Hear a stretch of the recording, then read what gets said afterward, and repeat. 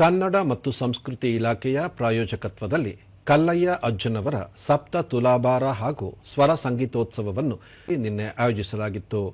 ಸ್ವರ ಸಂಗೀತೋತ್ಸವಕ್ಕೆ ಡಾಕ್ಟರ್ ಕಲ್ಲಯ್ಯ ಅಜ್ಜ ಚಾಲನೆ ನೀಡಿದರು. ಈ ಸಂದರ್ಭದಲ್ಲಿ ನಂದೀಶ್ವರಿ ಅಮ್ಮ, ಪಟ್ಟಣ ಪಂಚಾಯಿತಿ ಅಧ್ಯಕ್ಷ ರಮೇಶ್ ಹ್ಯಾಟಿ, ಕಾನೂನು ಅಧಿಕಾರಿ ಬಿಎಸ್ ಪಾಟೀಲ, ಕನ್ನಡ ಮತ್ತು ಸಂಸ್ಕೃತಿ ಇಲಾಖೆಯ ಸಹಾಯಕ ನಿರ್ದೇಶಕ ಕರುಣಕುಮಾರ ಉಪಸ್ಥಿತರಿದ್ದರು.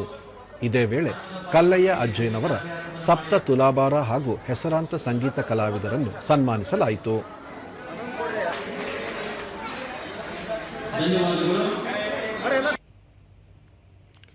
ಬಳಿಕ ನಂದೀಶ್ವರಿ ಅಮ್ಮ, ಸಂಗೀತ ಮತ್ತು ಲಕ್ಷ್ಮಿ ಎರಡೂ ವೀರೇಶ್ವರ ಪುಣ್ಯಾಶ್ರಮದಲ್ಲಿ ನೆಲೆಸಿರುವುದು ನಮ್ಮೆಲ್ಲರ ಭಾಗ್ಯ ಎಂದರು.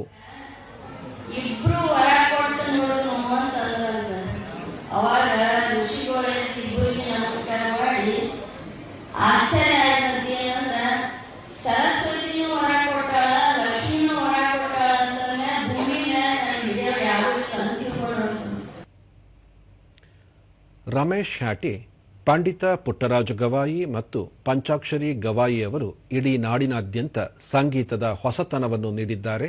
ಸಂಗೀತ ಕಲಾ ಪ್ರತಿಭೆಗಳಿಗೆ ಉತ್ತಮ ವೇದಿಕೆ ಮತ್ತು ಪ್ರೋತ್ಸಾಹ ನೀಡುವುದು ಅಗತ್ಯವಿದೆ ಎಂದರು.